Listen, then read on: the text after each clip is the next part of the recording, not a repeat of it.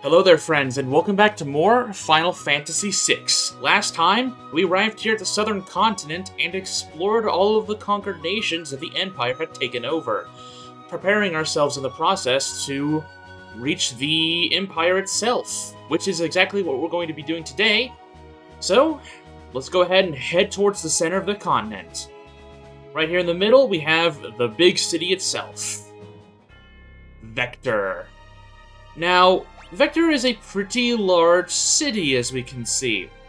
However, if you had visited all of the previous conquered areas, like Miranda, Zen, and Jador, there isn't really anything new for you here in the item, armor, and weapons shop. So if you've already prepared yourself beforehand, then there's nothing really new for you here. Since this is the head of enemy territory, it might be best to avoid soldiers, but there's this nice old lady right here. Are you loyal to the Empire?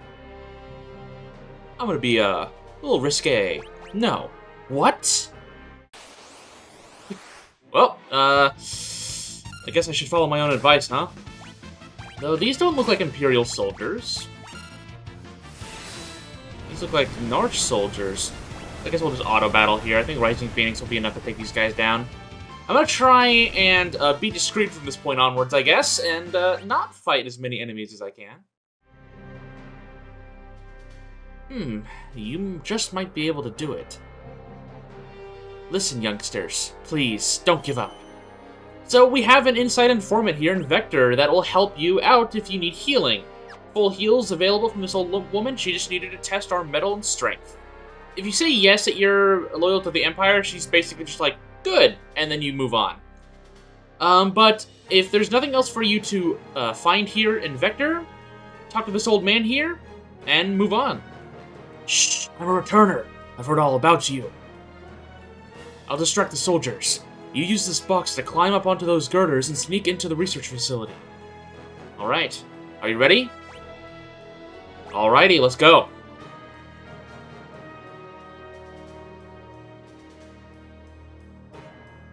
Oh, must have too many. Get out of here, you bum. Alright, let's use this old man's acting skills as a way to get into the research facility. Oh, I think I'm gonna spew. Oh, jeez. Help him out, boys. Got nothing else to do with our time. Thank you, old man. Alright, we're through.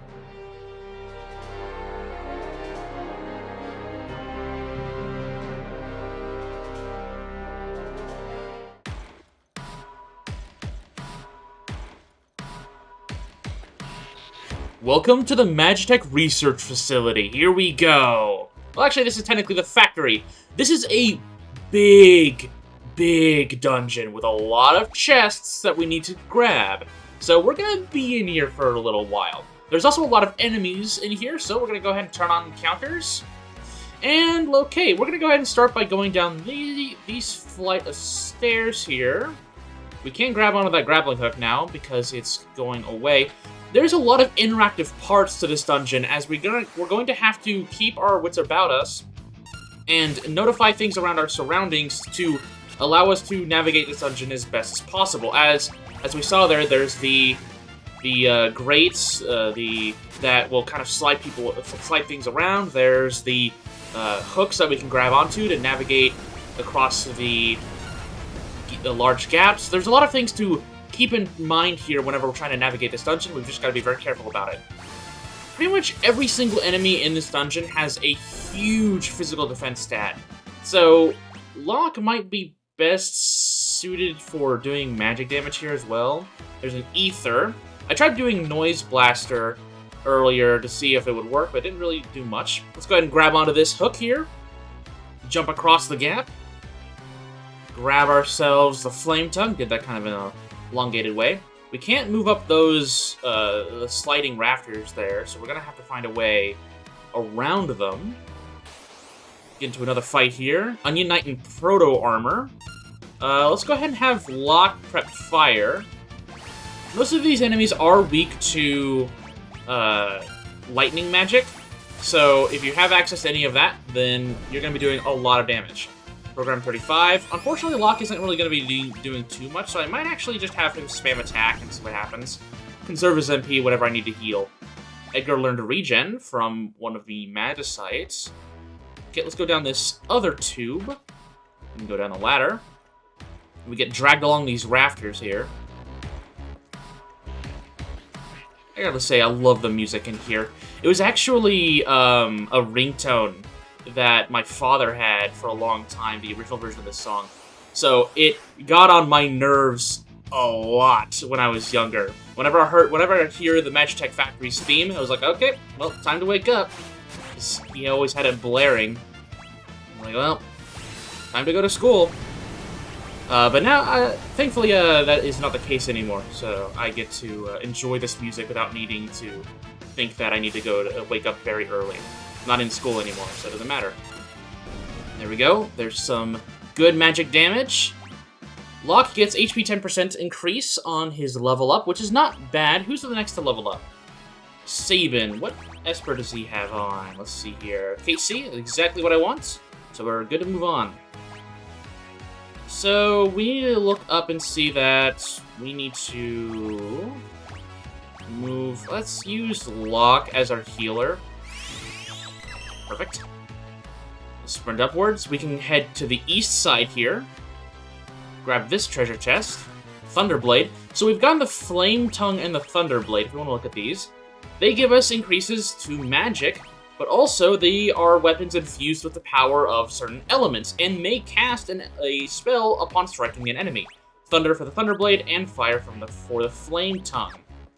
I think what I'm going to do is give one of these to Locke, and I think I'll probably... Actually, no, let's give him the Thunderblade, and let's give Celeste the Flame Tongue to increase her magic stat even higher. And then if we'll just let Locke auto battle, and if he casts Thunder somehow, then that's all right with me. Magic Laser does quite a bit of damage. There's Thunder right there from the attack. If we want to get the most damage out of the Thunderblade there, we need to have Locke in the front row, but I'm not going to worry about that. I want to minimize the amount of physical damage that my team takes as much as possible, so we're not going to worry about that. Oh, Celeste learned Thundara. Very useful spell. Does a lot of damage, especially here. There's the Remedy. These rafters will put us down lower. And I think I've gotten every treasure chest up here, so yeah, let's go ahead and head down. Oh, no, there's one, but that's from another room. We gotta go through that door to the top left. So we're gonna get dragged down here, and now we're in the Factory Basement 1, which, again, big dungeon. Lots to explore. So let's just take this one at a time. Let's move up here. We can move beneath that wall into more fights with 5 Onion Knights this time. Onion Knights are actually a reference to Final Fantasy III, where they don't self-destruct, but where instead they are a job in Final Fantasy III that begins the game as the worst job in the game, but if you invest a lot of time, and I mean a lot of time into it, they become the best job in the game that's capable of wielding all weapons, armor, and magic, and can pretty much destroy any piece of content within it. I'm guessing the name is really the only main reason why they're here in Final Fantasy VI. It's just a nice little reference. But it is a terrifying thought that the Empire might be potentially trying to create a bunch of soldiers that become super duper strong after having enough time to manufacture. We obtained a Magic +1 from Kate C there. The next person who might actually want the magic increase would be Celeste. So I think I'm going to swap this over. And we'll give Ramu to Sabin. I could give Kate C to Edgar, but I kind of want him to finish learning Kira. And the Magic +1 isn't really a top priority of mine for him. Go to the secret wall here, get the Ice Brand, which is similar to the Flame Tongue, but for ice. We'll go ahead and give that to Edgar to increase his magic attack. But let's go ahead and move on. There's nothing else for us here, so we can move south and fight more Onion Knights. See what happens here. Unfortunately, yeah, physical attacks aren't the greatest here. Oh, just more self-destructing, okay. So we're gonna have to rely on Edgar's Flash for his tools. We also saw that we got a Bioblaster drop from these enemies. So if you hadn't gotten Bioblaster at this point, then this is a perfectly good way to grab it. And then jump across these pipes. Find ourselves back at the center area. We walked up those stairs to get to those pipes. So now we can focus on this more left-leaning area. There's these rafters to our right. We're not going to worry about that. Seems like that's creating Magitek armor. We could probably follow that for some unknown reason. Annoying back attacks. We can see how much damage we can actually do if we're in the front row with Locke right there. Which, because the enemies have high physical defense, that's honestly pretty respectable damage. There's Thundar from Sabin. Level 17 with Edgar. Perfect. Let's go ahead and follow this south. We have 2 doors down here. And more fights. I think, actually, there are still a few enemies that I think I need to find. So I'm going to keep battles going. But hopefully we can find the rest of these enemies so I can just turn off encounters and we don't have to worry about them from this point onward. Rising Phoenix is really coming in handy. This was kind of the latest point that I would actually want to have Rising Phoenix, as it really sweeps these enemies. We'll go ahead and use the Cura spell, heal everyone up way more. That's all Locke's MP is good for. Go ahead and go up here, grab this treasure chest. Got a tent, that's perfect. More Onion Knights. Okay, if we go over here, can't do much, but we can see that there's some kind of platform below us. Maybe we can raise it somehow. So let's go around. This will lead us to another area. Okay, I have confirmed that I have indeed fought every enemy in this area, at least so far. So we can go ahead and turn off encounters and focus primarily on exploring. We go through this doorway here, we get another treasure chest. The Dragoon Boots, that is something very useful. If we look at this, Steel Boots made for Dragoons. Changes the attack command to Jump. Jump basically allows a character to leap into the air and become untargetable by enemy and ally actions, and then they land back down on the enemy, dealing a bunch of damage. If you have a spear equipped, it does more damage, so characters that are proficient in spears will be able to make good use of that, like Edgar. There's the Golden Shield right there, which is a very nice defensive boost. A brilliant shield made of solid gold. I don't think a Golden Shield normally would be a very useful defensive option, but hey, I mean, it's here. I don't think... Yeah, it's a heavy piece of armor, so it would be best for either Edgar or Celeste. I'm tempted to give it to Edgar. I think I will. I think I'll do that. We can go ahead and lower ourselves down with this platform here. That takes us back into this room, which isn't ideal. But if we never need to go back, we can head through this area and lift ourselves up. Not going to worry about that, so we're just going to head back down. There's still a few treasure chests for us in that other area, so we're going to head downwards.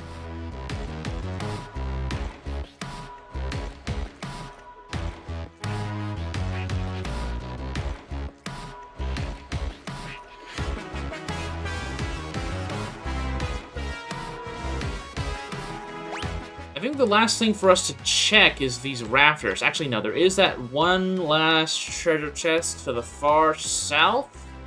Let's go ahead and take the other entrance to grab that one. Surprised I forgot about this one. There we go. Golden Helm, which is a heavier piece of armor, but it's gold. I have the green berets on. I'm not going to worry about the Golden Helm.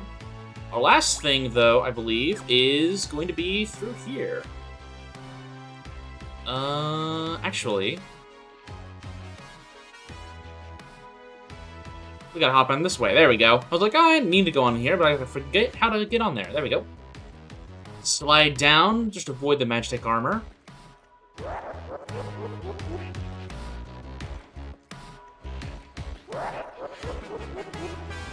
I'm a god. I'm all powerful. I'll collect more Epsers, I'll extract their magic, and then... I'll revive the Warring Triad!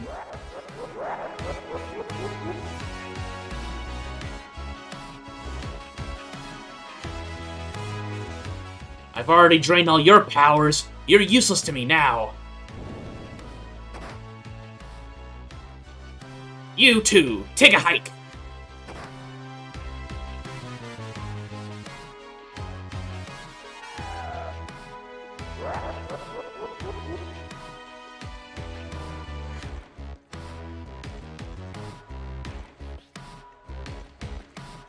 Oh, he's just gone. We can go ahead and use this lever right here to go back up if we need to, but I don't think we really need to do that. Let's go ahead and heal up, and head down and see if we can save those Epsers.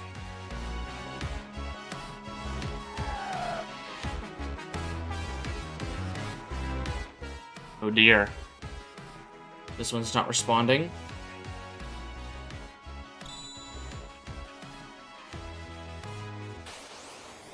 Oh, I guess we're going into a fight against Ifrit here. Ifrit is a little interesting. Who has... oh, man, he hits hard. Okay, we're going to need to spam Cura, probably. Let's go to Sabin and use Ramu. I'm gonna go ahead and set up. We haven't really used Epsers in combat yet, so we're gonna try and do that. Go ahead and lock spam Cura. There's Judgment Bolt doing quite a bit of damage, hopefully. Let's see it. 0. What? Ramu, come on! You're supposed to be a powerful Esper! What's going on, man? Whatever. Alright, Ifrit! We're going to try and avoid using Rising Phoenix, as we can see that Ifrit has the power of... Oh, I used Renick, didn't I? Yeah. He has the power of fire, so he's going to be doing a lot of damage based on that. So instead, we're going to try and make most of our focus on dealing as much damage as possible with Drill while healing. Might just have to do regular attacks. We can see that Blizzard does quite a bit of damage. So we're gonna have Edgar focus on drilling though. Celeste will use Blizzard. There's Blaze again, it's gonna do quite a bit of damage. Oh, that just took down Locke entirely. There goes our healer. Come on. I sense a familiar strength. Phoenix down. Who are you? You have Ramu's power? Wait. We're... Epsers. Oh? Looks like they've come to their senses. I can see why Ramu entrusted you with his power.